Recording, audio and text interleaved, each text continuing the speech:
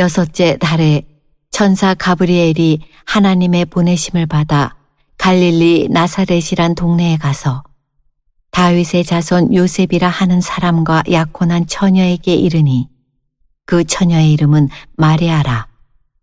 그에게 들어가 이르되 은혜를 받은 자여 평안할지어다. 주께서 너와 함께 하시도다 하니 처녀가 그 말을 듣고 놀라 이런 인사가 어찌함인가 생각하매 천사가 이르되 마리아여 무서워하지 말라. 내가 하나님께 은혜를 입었느니라. 보라, 내가 잉태하여 아들을 낳으리니 그 이름을 예수라 하라. 그가 큰 자가 되고 지극히 높으신 이의 아들이라 일컬어질 것이요 주 하나님께서 그 조상 다윗의 왕위를 그에게 주시리니 영원히 야곱의 집을 왕으로 다스리실 것이며 그 나라가 무궁하리라. 2024년도 이제 12월이 되었습니다. 12월에 크리스마스가 있죠. 25일이 성탄절인데 성탄절을 그냥 맞이하는 게 아니고 기대하며 준비하며 기다림으로 맞이한다. 그래서 이 대강절, 대림절 기간이라고 합니다. 그래서 올 한 해를 마무리하고 정리하면서 예수 그리스도를 다시 만날 그런 마음으로 어떻게 한 해를 정리할 것인가 깊이 생각하고 기다리며 준비하는 시간들입니다. 같은 사람이라도 그 사람이 하는 일에 따라서 그 사람의 가치와 의미가 목적이 달라집니다. 마을버스를 운전하는 기사님이나 화물차를 운전하는 기사님이나 일반 우리 자가용을 운전하는 기사님들이 다 같죠. 평범한 사람들입니다. 그런데 그 평범한 같은 기사님이라 도 대통령의 전용차를 운전하는 사람이 되면 그 사람은 달라집니다. 평범한 일반적인 사람이지만 그 사람이 대통령의 차를 청와대에서 대통령 전용차를 운전하게 되면 그 사람은 평범한 아저씨가 아니에요. 평범한 기사가 아니에요. 그 사람이 5급 사무관입니다. 사무관. 그러니까 단순히 하는 일은 운전하는 일이지만 그 사람이 청와대에 들어가서 대통령의 전용차를 운전하는 순간 5급 사무관이 된다라고 하는 것이에요. 여러분, 우리는 평범한 사람들입니다. 우리는 코에 생명이 붙어 있습니다. 코에 생기를 불어넣기 때문에 흙으로 만들어서 생기를 불어넣습니다. 그러니까 우리 코에 생명이 끝이면 우리는 흙이기 때문에 흙으로 돌아가는 것이죠. 그런데 우리 안에 생명을 부어놓은 그 생명은 영원한 생명이기 때문에 하나님 앞으로 가게 돼요. 흙으로 살다가 흙으로 돌아가면 유물론자가 되는 거죠. 그러나 우리는 그게 아니고 우리 인생이 끝나면 우리 육체는 흙으로 왔으니까 흙으로 돌아갑니다. 그러나 우리 영혼은 하나님 앞에 다시 서게 된다는 것이죠. 뿐만 아니라 우리의 인생은 어마어마한 일을 하는 것 같지만 우리가 하는 모든 일은 그 근본적인 일이 전도서에는 헛되고 헛되며 헛되니 헛되고 헛되니 모든 것이 헛되다고 말씀하는 거예요. 그러니까 우리가 대단한 것 같지만 하나님 앞에 서보면 헛된 일에 불과하다는 것이죠. 그 헛되다는 것은 입김과 같다는 거예요. 혹 불어버리면 추운 날에 탁 날아가 버리는 것 같은 헤벨이라고 하는 말이에요. 그러니까 우리 인생이 육의 일, 땅의 일, 우리가 보이는 의미 있다고 생각하는 일을 아무리 한다고 하더라도 하나님 앞에는 헛되다는 것이죠. 그러니까 우리가 남은 생에 더 가치 있고 의미 있는 일을 하게 될 때 우리 가치가 달라지고 우리 운명이 달라진다고 성경은 말씀하고 있습니다. 똑같은 기사님이지만 5급 사무관과 그냥 기사 아저씨가 달라진 이유는 대통령의 차를 운전한다는 것에 따라 달라지는 거죠. 우리 인간은 밥을 먹고 직장 다니고 승진하고 아기를 낳고 인간의 욕망과 본능적인 감각을 이루어가는 일로 살아가도록 만들어지지 않았다는 거예요. 그렇게 하는 동안 헛되게 되고 더 가치 있는 일을 하도록 창조되었다고 성경은 말씀하고 있는 것입니다. 하나님께서 위대한 일을 하십니다. 위대한 일이라 하는 것은 영원한 일을 한다는 것이고 생명의 일을 한다는 것이죠. 그래서 하나님께서는 놀라운 일을 하실 때 하나님이 사람들을 사용하십니다. 그 사람들을 사용하시는데 그 사람들은 특별한 사람들이 아니라는 거예요. IQ 높은 순서대로 쓰는 것이 아니라는 거예요. 인물 좋은 수로, 키 큰 수로 그렇게 사람을 쓰는 것이 아니라는 겁니다. 너무 연약하고 미약한 무명의 사람들을 하나님은 불러 쓴다는 것이죠. 그래서 연약한 사람을 통해서 일하시는 하나님의 권능이 훨씬 더 놀랍게 드러나는 겁니다. 그러므로 우리가 소망이 있는 거죠. 우리는 지금도 살아가면서 자꾸 다른 사람하고 비교합니다. 비교하는 것은 좋지는 않습니다만은 비교해서 소망을 가지면 참 좋겠습니다. 그런데 많은 사람들은 비교해서 다른 사람하고 비교해서 절망합니다. 비교해서 낙심한다는 것이죠. 그러니까 비교해서도 안 되는데 비교하면서 점점 자기 인생을 더 절망하게 만들어버리니까 이게 마귀가 노리는 수순이라고 하는 것이죠. 하나님은 미약하고 연약한 사람을 사용합니다. 예수님이 이 땅에 오셔서 전 인류를 구원할 놀라운 생명의 일을 시작하셨습니다. 그 일을 하는데도 마찬가지였습니다. 같은 사람도 어떤 일에 따라서 어떤 일에 쓰임받느냐에 따라서 인생이 바뀌어진다고 말씀을 드렸습니다. 그러니까 예수 그리스도의 구원의 일을, 사람을 살리는 일을 땅의 것만 보고 살아갑니다. 우리는 영원한 일을 시작하셨는데 그 시작하는 일에 쓰임받게 하는 사람은, 쓰임받았던 사람은, 사용하였던 사람은 그렇게 탁월한 사람이 아니었다는 것입니다. 오늘 본문에도 천사 가브리엘이 나옵니다. 천사 가브리엘이 화려한 도시로 가지 않았습니다. 예루살렘으로 가지 않았습니다. 많은 지식이 있는 서기관과 바리새인과 율법사에게 찾아가지 않았습니다. 로마 권력을 가진 사람에게 찾아가지 않았습니다. 우리는 그런 것들을 너무 좋아해요. 인생을 살다 보니까 그게 힘으로 보이기 때문에 그래요. 그런데 이 천사는 그런 힘있고 배경이 좋은 사람을 찾아가는 것이 아니라는 겁니다. 시골 변방 갈릴리 나사렛의 그 시골 마을을 찾아갔습니다. 요셉과 정혼한 마리아라고 하는 소녀가 있었습니다. 학자들은 이 마리아가 15 내지 16살 정도 되었다고 그래요. 지금 우리는 결혼 적령기가 높아지고 있죠. 그래서 막 35 막 이러는데 이때는 10대에 다 결혼을 했습니다. 조혼을 했어요.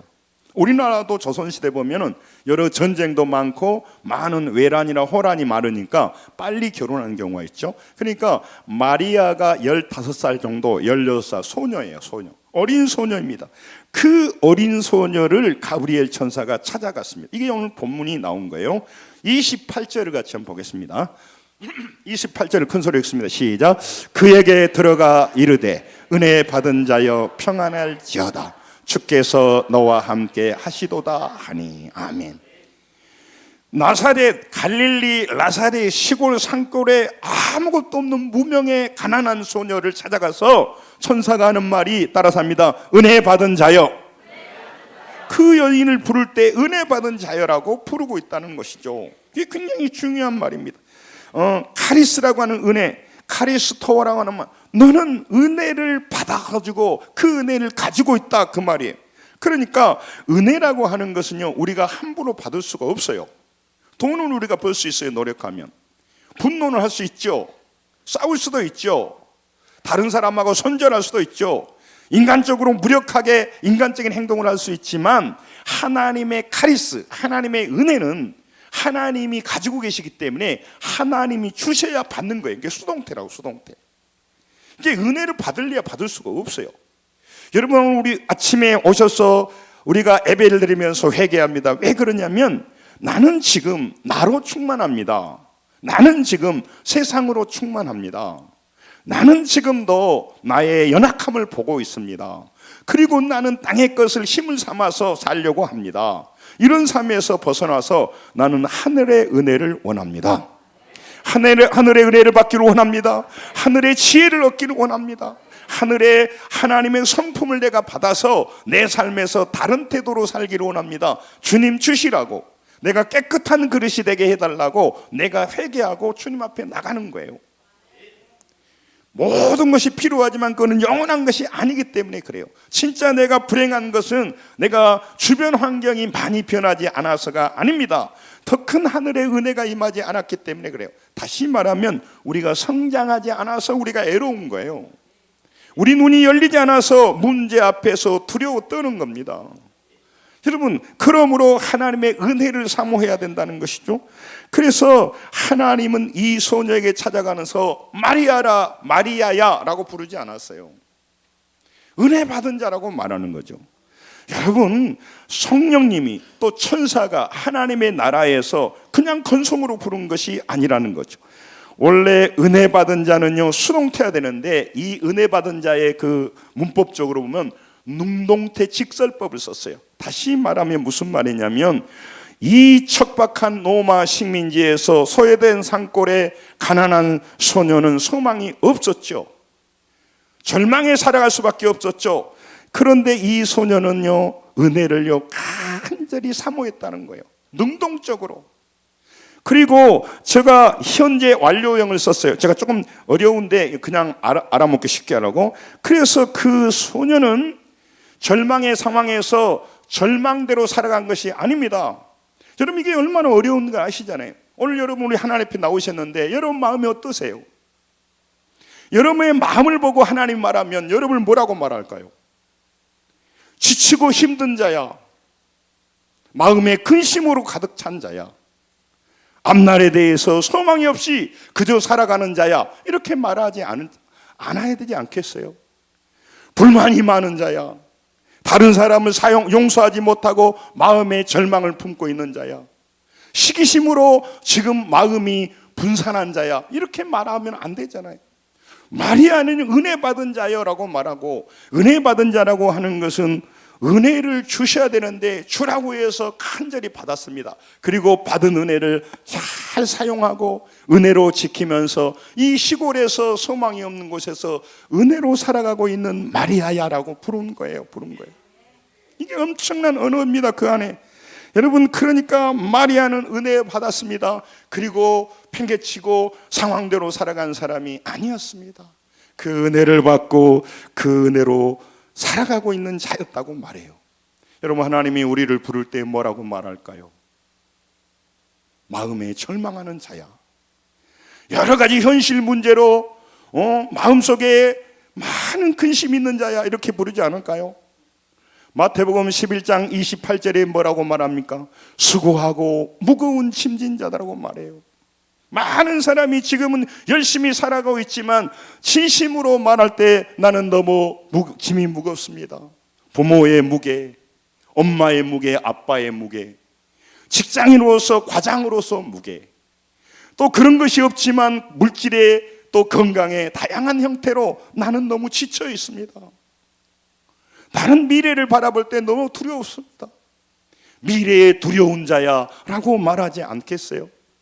여러분, 오늘 하나님께서 여러분과 저도 은혜 받은 자여라고 말할 수 있도록 하나님의 은혜 속에 살기를 원합니다. 여러분, 하나님께서 마리아를 찾아갔습니다. 마리아는요 그가 절망의 땅에서 가장 가난한 때예요. 여러분, 학자들은요 두 끼 먹기도 어려울 때요, 식민지, 로마 식민지를 살았어요. 그리고 세금으로 수탈해 가요. 더 나쁜 것은 세리랑 이런 사람들이 오히려 그 사람들이 앞장서서 그 사람들을 약탈하고 수탈했어요. 우리나라도 일제 36년 동안 일본 사람이 우리를 괴롭힌 것은 많지를 않아요. 일본 앞잡이가 돼서 경찰이 되고 속속들의 마을에 어떤 위치를 하니까 그들이 일본 앞잡이가 되어서 일본의 힘을 빌려서 우리 조선 사람들을 힘들게 하는 게 훨씬 더 많아요. 아우슈비츠의 수용소예요. 그 수용소에서 일을 거들어준 사람을 유대인들로 세워놓으면요, 안장찬 유대인들을 더욱더 못살게 굴었다고 말을 해요. 독일 사람들이 아니고 거기에서 앞에 식사 나눠주고 줄 서러 가고 이런 사람이 훨씬 더 많은 유대인들을 핍박했다고 기록에 남아 있습니다. 여러분, 이 소녀는요 소망을 가질 소녀가 아니에요. 그런데 그는요 은혜를 사모했고요, 은혜를 받았다는 것이죠. 그러면서 지금 은혜를 받고 있는 상태로 살아가고 있다는 것이에요. 하나님이 마리아에게 특혜를 준 게 아닙니다. 특권을 준 게 아닙니다. 낙하산으로 하나님께서 위대한 일을 할 때 점지하여 쓴 게 아닙니다. 그 현실의 상황 속에서 그는 은혜를 받은 자로 살아갔다는 거예요. 여러분, 우리 인생이 짧습니다. 코에 호흡이 떨어지면 금방 흙으로 돌아가고요, 심판대에 씁니다. 다윗은 우리 인생이 한 뼘 길이만큼 짧다고 말해요. 저도 60이 되면 얼마나 인생이 짧았는가. 너무너무 가면 갈수록 시간이 빨라져요. 뭐 그런 말 하잖아요. 10대는 10km로 가고 20대는 20km 가고 그렇게 말하잖아요. 60대를 보니까 60대는 60km로 간 게 아닌 것 같더라고. 60대는 100km로 가는 것 같아요. 70대는 150으로 달리는 것 같아요. 여러분, 인생이 그렇게 짧아요. 엊그제 개척한 것 같은데 금방 은퇴일 날이 다가오고 있단 말이죠. 여러분, 그렇기 때문에 대충 살자는 게 아닙니다. 무가치하고 무의미한 일에 우리의 인생을 쏟아버리고 속아서 살 때가 아니라고 말합니다. 여러분, 오늘 우리가 잘 산다는 게 뭘까요? 우리 마음을 보고 따라삽니다. 이스라엘아, 너는 행복자로다. 그 얘기를 하는 거예요. 지금 사는 것이 어렵습니다. 광야를 지날 수도 있습니다. 그러나 하나님, 너는 행복자라고 말해요. 그러므로 너는 무슨 말을 하냐면 행복하게 살아야 된다는 것이죠. 오늘 우리는 많은 문제가 있습니다. 문제가 있기 때문에 문제로 살아가는 사람을 그리스도인이라고 말하는 것이 아닙니다. 문제가 있지만 문제를 넘어서 행복자로 은혜 받을 수 없습니다. 그러나 은혜 받은 자로 살았던 사람이 있습니다. 다윗은요, 자기의 출생에 여러 가지 비밀이 있어요. 다윗을 연구해 보면 다윗이 70까지 살았는데요, 오늘날로 말하면 김영석 교수님 같이 100세 넘게 사는, 굉장히 그때 오래 산 거예요. 평균 연령이 30대에 그 많은 사람이 죽고 그랬어요. 또 어린아이들이 전염병으로 죽고. 70은 굉장히 오래 산 거예요. 하나님 앞에 놀라운 인생을 산 겁니다. 그런데 그도요, 탁월해서 하나님이 쓴 게 아니란 말이죠. 어마어마한 인생이 산 게 아니에요. 하나님이 거룩한 일을 할 때 그 연약한 사람을 쓴다는 거예요. 그게 여러분 가족의 소망인 거죠. 여러분, 사도행전 13장 22절에 보면요, 사도행전에 보면요, 하나님께서 다윗을 뭐라고 하냐면 따라서 합니다. 내 마음에 맞는 사람. 크게 보여. 크게가 중요해요. 톤을 높여가지고 내 마음에 맞는 사람. 왜 그러냐면요, 여러분들 같이 위대한 사람들에게 왜 말을 하냐면, 우리는 너무 SNS와 수많은 미디어로요, 우리는 이미 거기에 마음이 장악되어 있어요. 아이들은 10분마다 한 번씩 핸드폰을 손에 잡고요, 만약 10분 정도의 핸드폰이 없으면 사람이 미쳐보려고 한다는 거예요. 얼마나 많은 사람들이요, 심히 중독에 빠져 있는지를 모릅니다. 그렇기 때문에 하는 거예요. 그래서 크게 해보시라고 하는 거예요. 여러분, 사울이 왕이 되었습니다. 그래서 사무엘상 13장 14절에 보면요, 하나님 뜻대로 살지 못하니까 뭐라고 말하냐면, 왕이 왜 그렇게 합니까? 사무엘이 말해요. 이제 여호와께서 그의 마음에 맞는 사람을 구하여서 다음 나라를 세워갈 겁니다. 그 얘기예요. 마음에 맞는 사람. 인물이 좋은 사람이 아니고, 권력이 많이 있는 사람이 아니고, 리더십이 뛰어난 사람이 아닙니다. 이스라엘의 지도자가 될 사람. 따라서 합니다. 하나님의 마음에 맞는 사람. 그걸 요구하는 거죠. 그러므로 우리 인생이 복잡해도 괜찮아요. 힘들어도 괜찮아요. 왜냐하면 하나님의 손 안에 있으면 우리는 그것 때문에 망할 수가 없게 돼 있기 때문에 그래요. 이 믿음이 없기 때문에 그는 지금 염려하고 있는 거죠. 여러분, 이 믿음은요, 이미 주신 것이에요. 그래서 우리에게 말하면 믿음 있는 자야라고 우리를 불러야죠. 그러면 광야에서 달라지잖아요.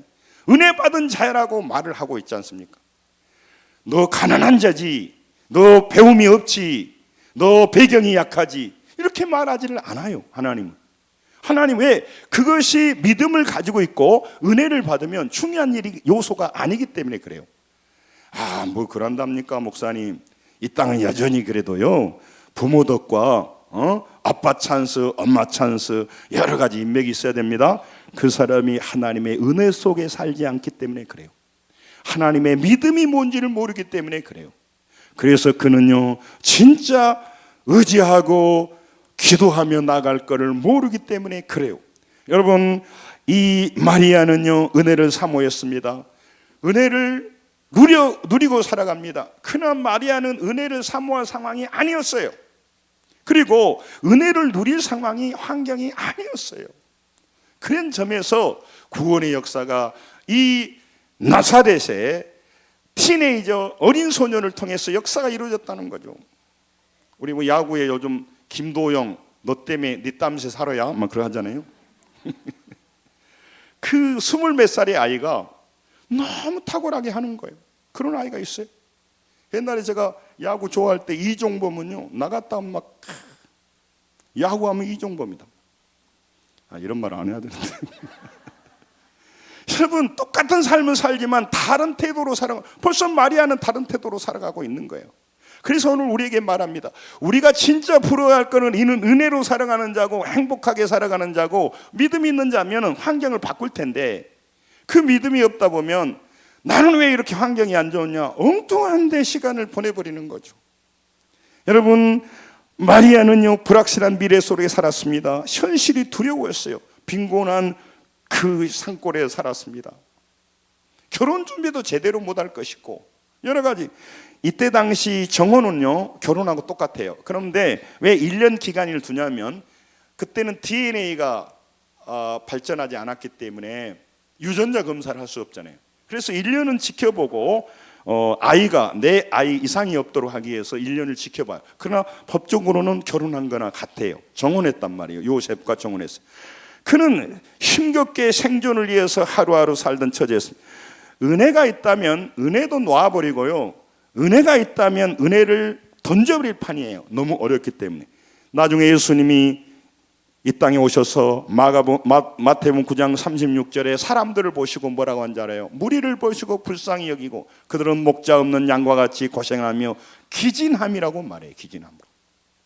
로마가 수탈하고 로마 앞잡이를 섰던 유대인들이 수탈하고 세리들이 수탈하고, 그러니까 계속 죽는 거야 사람들이.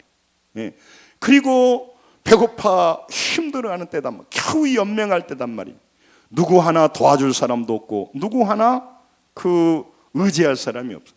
제가 어떤 영화를 봤는데 그 대학생들이 캠핑을 가는데 어떤 그 납치범들이 쫓아와서 막 수탈하고 이렇게 어렵게 하는 거예요. 그래서 경찰을 겨우 찾았어요. 근데 경찰이 그 사람들과 한패야. 그러니 이 경찰이 그래서 더 그때 잡아다가 죽이는 그런 영화를 제가 봤던 적이 있어요. 그러니까 누구 하나 믿을 수가 없어요. 믿을 수가 없어요. 다 그렇게 힘든 그런 시대란 말이죠. 그래서 이 소녀가 어린 소녀가 은혜를 가지고 살 수 없는데 은혜를 가지고 살았고 은혜로 그 고단한 현실을 이겨내고 있단 말이죠. 따라서 합니다. 은혜 받은 자요. 그는 은혜 받은 자로 살고 있단 말이죠. 여러분, 오늘 우리에게 이 2024년을 마감하는 한 해를 돌아보고 12월 첫째 주날 물어보는 거죠. 여러분, 여러 가지 소망하고 꿈꾸는 거 좋습니다. 근데 여러분을 뭐라고 평가할까요? 여러분 마음을 하나님 앞에 뭐라고 내놓겠습니까? 내 마음은 어떻습니까? 내 마음은 저 무력한 자입니다. 우리를 보고 야 무력한 자야, 이 양심불량한 사람아, 이렇게 평가받으면 안 되잖아요. 은혜 받은 자야, 주께서 너와 함께 하시도다. 깨끗한 어계 때문에 깨끗한 곳에 성령이 임한 거 아닙니까? 그 얘기를 하는 겁니다. 이 가브리엘 천사는 마리아를 찾아갈 때 은혜 주려고 찾아간 게 아니에요. 은혜 주려고 찾아간 게 아니에요. 은혜를 찾아서 은혜 받게 하려고 찾아간 게 아니라는 거예요. 이게 이제 굉장히 중요한 거예요. 은혜 줄 자를 선택해서, 은혜 줄 자를 지명해서, 은혜 줄 자를 선별해서 그 갈릴리의 나사렛의 어린 시골 소녀, 산골 소녀를 찾아간 것이 아닙니다. 이 마리아는 이미 하나님의 은혜를 받아서, 받을 수 없는 중에 하나님의 은혜를 받아서 그 은혜로 살아가고 있는 그 소녀를 만나러 갔다는 거예요. 여러분, 우리가 예수를 믿을 때 상황을 바라보면 어떻게 은혜를 누릴 수 있겠습니까? 우리 욕망은 더 큰데, 그리고 오늘 삶은요 너무너무 힘들고 어렵고 남과 비교하고, 그래서 내 속이 시끄러워서 은혜로 살 수가 없습니다. 나는요 지금 믿음으로 살 수가 없습니다. 이 일이 좀 정리되면 나 예수 믿겠습니다. 건강해지고 내일이 좀 되고 합격을 하고 뭔가 되고 그러면 가겠습니다. 이렇게 살아간 사람들이 수두룩해요. 그래서 오늘 또 그의 마음을 바라볼 때 우리가 서로 마음을 바라지 못해서 웃고 있으니까 웃고 있는 것 같지만 진심으로 하나님의 그 MRI로 PCT로 보면은 하나님은 우리에게 뭐라고 말할 것인가 돌아봐야 돼요. 아니 그러면 목사님 상황이 어렵잖아요. 문제가 있는데 그러면 미친 사람 없이 살 수 있을까요? 그래서 오늘 마리아를 얘기를 하는 거예요. 은혜 받을 수 없는 상황입니다. 은혜 받을 수가 없는 상황이에요. 그런데 오늘 뭐라고 말하냐 따라서 합니다. 은혜 받은 자여 말하는 거예요. 그게 성공이란 말이죠. 그렇게 되면 내 영혼이 잘됨 같이 범사가 잘되고 강건한 복을 누린단 말이에요. 그게 하나님이 쓰는 놀라운 방법입니다. 마리아는 특혜를 누린 게 아닙니다. 다윗은 특혜를 받은 게 아닙니다. 요셉은 하나님이 특별히 쓰고 우리 같은 사람은 여러 가지 능력도 부족하고 IQ도 딸리고 뭐 부족하기 때문에 안 쓰는 게 아니란 말이죠. 하나님이 쓰는 방법은 아까 말씀드렸잖아요. 똑같은 기사분도 대통령 청와대 가서 5급 사무관이라니까. 5급 사무관 드러나 봤어요. 5급 사무관 공무원이면 5급 사무관이 얼마나 높은 줄 알지? 여러분 똑같은 기사도요 5급 사무관이야. 대통령 차 운전하면. 하나님의 거룩한 나라의 일꾼으로 쓰임받게 될 때 우리 자녀들의 인생이 바꾸어지게 되는 겁니다. 그래서 우리 자녀들에게 헌신하고 봉사하라고 하는 거예요. 저도 우리 자녀들에게 다른 거 안 봐요. 자기들의 직장 그런 것들은 본인들이 알아서 하고 신경 쓰니까 신앙생활을 어떻게 하고 그 교회에서 자기 섬기는 교회에서 어떤 위치에 있느냐 그걸 내가 자꾸 물어봐요. 그래서 리더로 있는지. 왜냐하면 본인 혼자 믿음도 지키지 못하면 어려워요. 그러나 다른 사람의 영혼을 이끌고 도와주는 목자가 되고 리더가 되면요 영적으로 성장하게 돼 있단 말이죠. 성도 여러분, 마리아는요 이미 은혜 속에 살았습니다. 그래서 마리아가 이 구원의 역사에 선택되었다고 하는 걸 보고 마리아 자신도 놀랐어요. 나 같은 사람은 아닐 것 같은데. 예루살렘의 위대한 고관집 여식. 응? 그래서 미스 이스라엘이나 그런 자리에 서지. 내가 시골에 있는데 왜 나에게 그 놀라운 은혜의 역사를 이루겠냐라고 그렇게 말할 것 같은데 그렇지 않습니다. 여러분 38절 1장 38절에 보면요 말해요. 1장 31절 먼저 보시게요. 1장 31절 같이 한번 읽겠습니다. 시작. 보라 내가 잉태하여 아들을 낳으리니 그 이름을 예수라 하라. 전혀 불가능한 일을 얘기하고 별로 이건 비상식적인 얘기를 하는 거고. 아니 예수야 잉태하면 좋겠지만 이 마리아의 인생은 이때 당시로 망가지는 거예요. 아니 하나님의 일을 하는데 왜 내가 망가져야 되는 거예요? 왜 내가 교회를 건축하고 우리 교회 건축하는 게 아닌데 뭘 하고 하는데 왜 내가 거기에 돈을 내고 시간을 내야 돼요? 그게 나한테 무슨 상관이 있겠어요? 이렇게 생각한단 말이죠. 네. 내가 먹고 내가 즐기고 내 본성대로 살아가는 거 오케이. 그러나 내가 왜 남을 위해서 왜 다른 일을 해서 내가 그 희생을 합니까? 그렇게 하면서 살아간 사람이 수두룩할 때 너를 통해서 은혜 받은 자여 너를 통해서 구원의 일이 시작된다. 전 인류를 구원할 구원자 메시아가 너를 통해서 잉태된다. 요셉한테 뭐라고 말할까요? 성령이 잉태됐다? 말도 안 되는 일. 더 요셉이 화가 나요. 사람이 잘못했으면 정지각이라도 해야 되는데 어떻게 남자를 모르는데 아기가 잉태됐다고 말할 수 있냐. 여러분 이 사람은요 그 고난 속에서 깜짝 놀라서. 그래서 38절을 보겠습니다. 38절 같이 읽습니다. 시작. 마리아가 이르되 주여 여종이오니 말씀대로 내게 이루어지이다 하며 천사가 떠나가더라. 아멘. 너로 인하여 잉태한다 라고 하는 말씀을 줬죠. 그 말씀은 내 현실과 맞지 않습니다. 그리고 말씀대로 일어나면 하나님이야 말씀했지 피해는 내가 보는 거예요. 마리아가. 그런데 따라서 합니다. 말씀대로 누구에게? 내게 이루어지리다.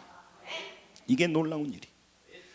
여러분, 오늘 우리가 삶이 힘들고 어려우신데 하나님이 우리가 섬기는 교회에 여러분이 할 여러분들을 일시키려고 그런 게 아니고요, 하나님께서 그런 일을 통하여 내가 사용되어질 때 우리 인생을 아무것도 아닌 버스 기사님을 5급 사무관이 되는 게 하는 것처럼 우리 인생을 바꾸기 위해서 하나님의 몸된 교회 각자 직분에 맞게끔 우리에게 일할 일거리를 주고 일꾼으로 세운 줄로 믿습니다.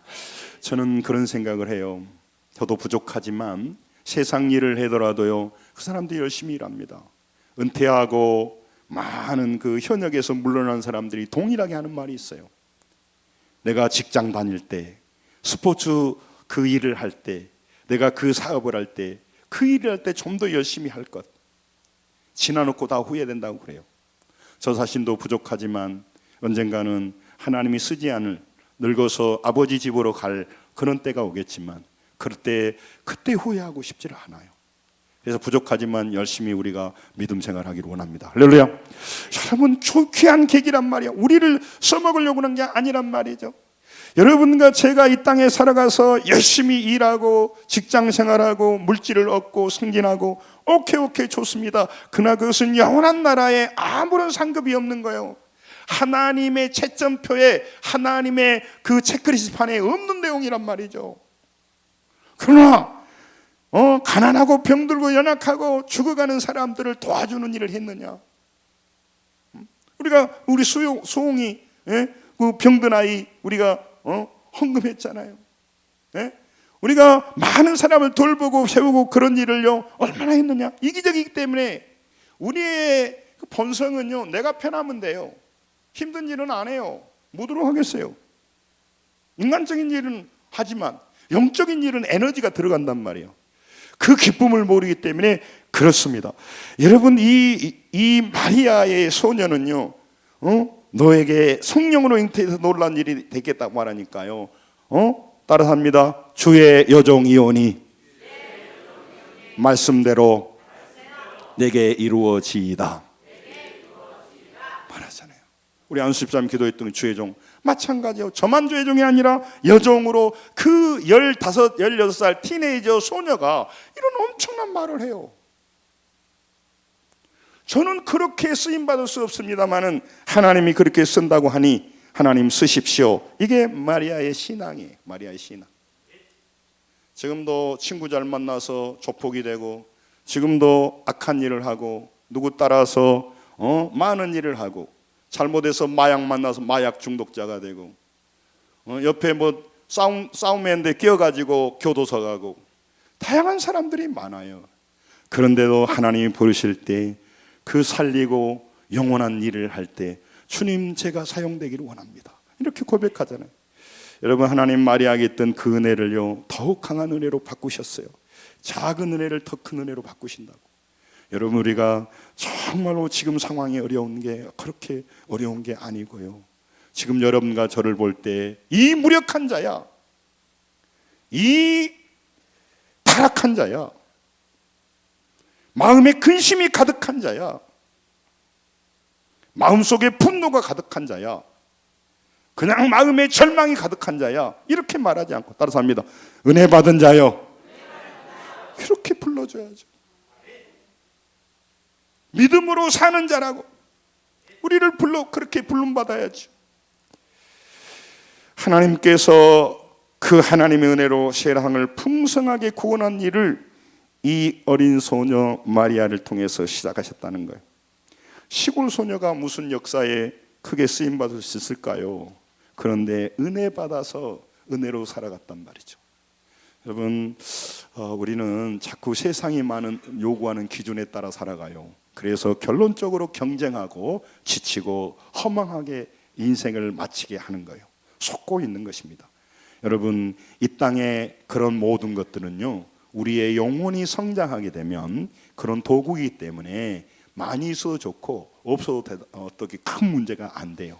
그러나 영혼이 병들고 우리 마음이 사단에게 사로잡혀 있고 상황과 여건에 중독자가 되어 있으면요, 절대로 그 사람에게는 참된 행복과 평안이 없어요. 은혜가 없어요. 그런 유린당하다가 자기 삶을 살지 못하고 자기 고유한 인생을 살지 못하고 끌려다니다가 끝나는 거예요.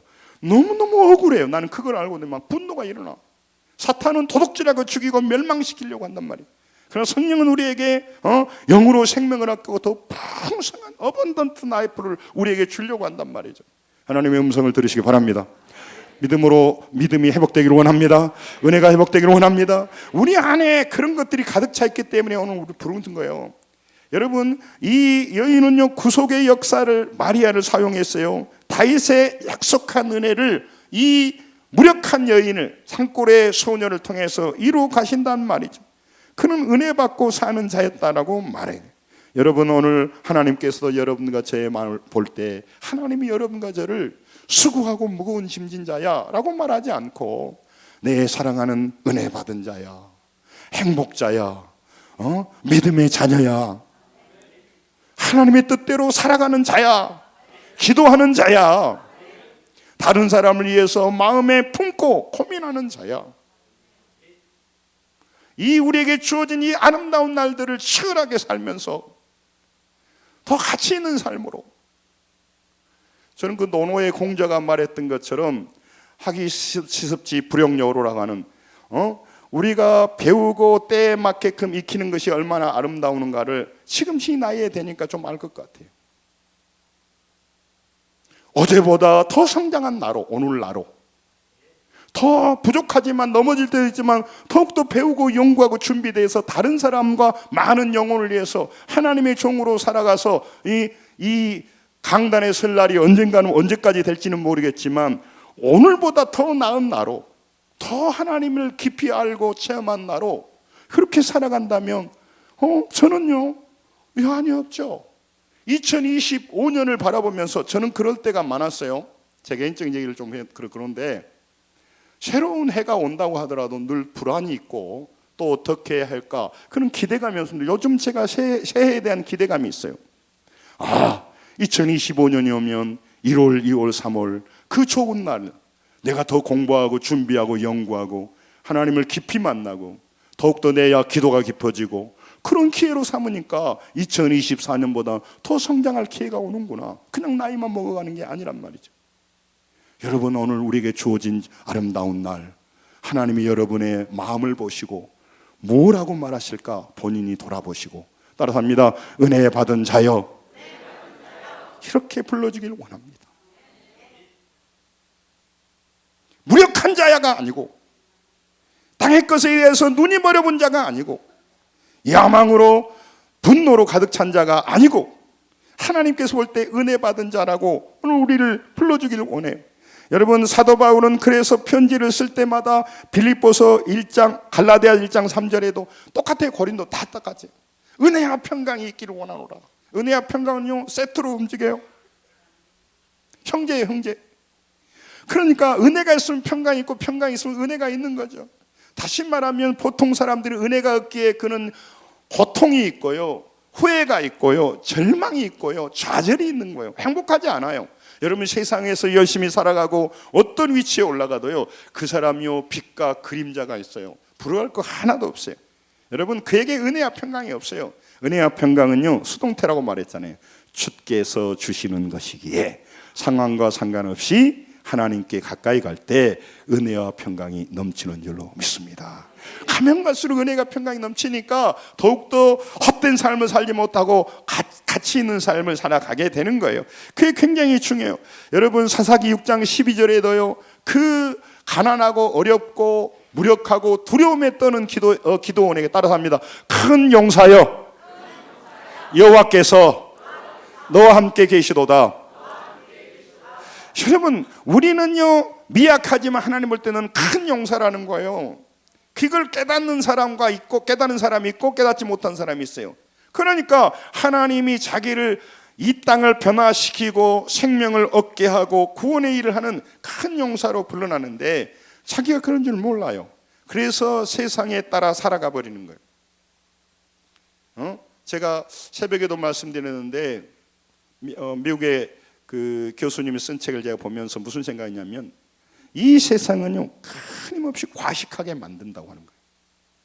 그래서 그 사람의 건강을 망쳐가지고 수많은 건강에 관련된 직업을 만들고 보조식품을 만들고 살 빼고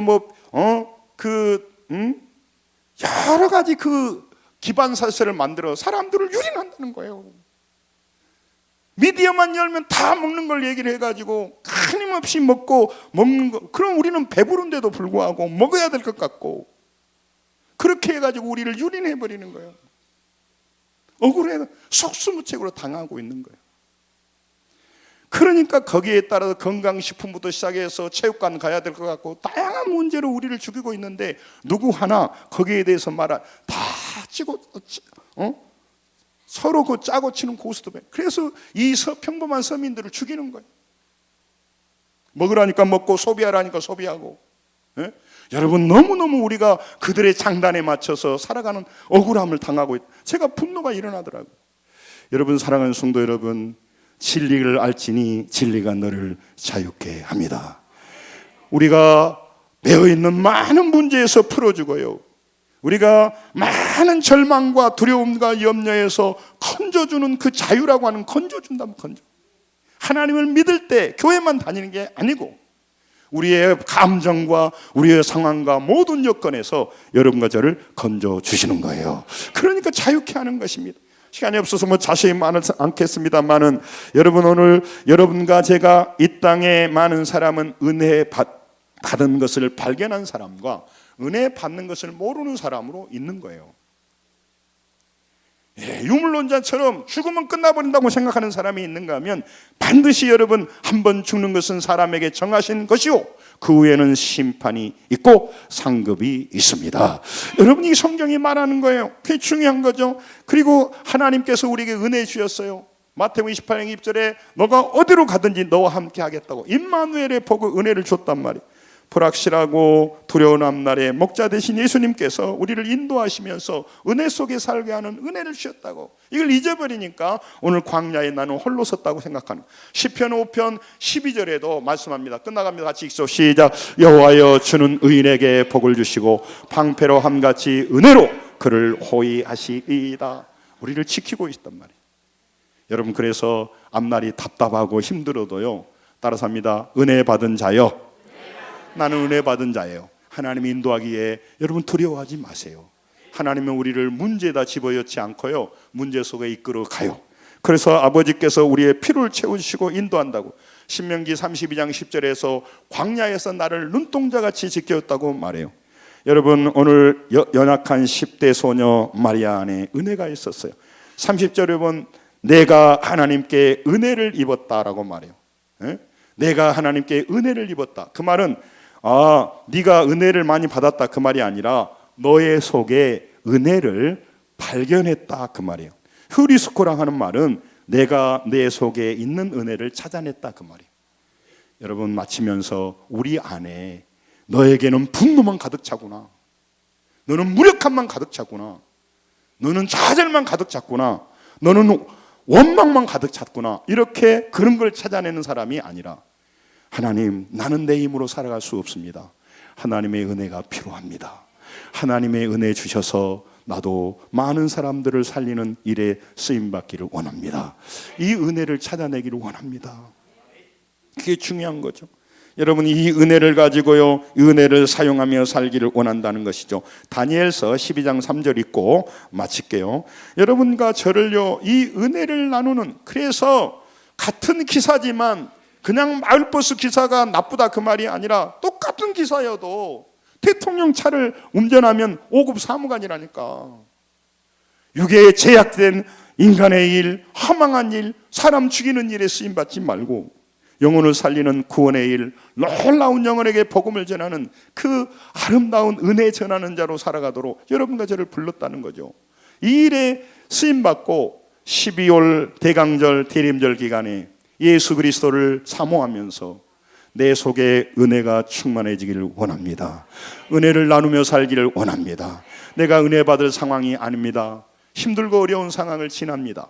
그러나 하나님은 내게 십자가의 은혜를 주셨고 오늘 임마누엘의 은혜를 주셨고 우리의 피로를 채우신 하나님의 은혜를 주셨기에 나는 그 은혜를 붙들고 오늘 나는 광야에서 이스라엘아 너는 행복자로다. 내가 행복하게 살아보겠습니다.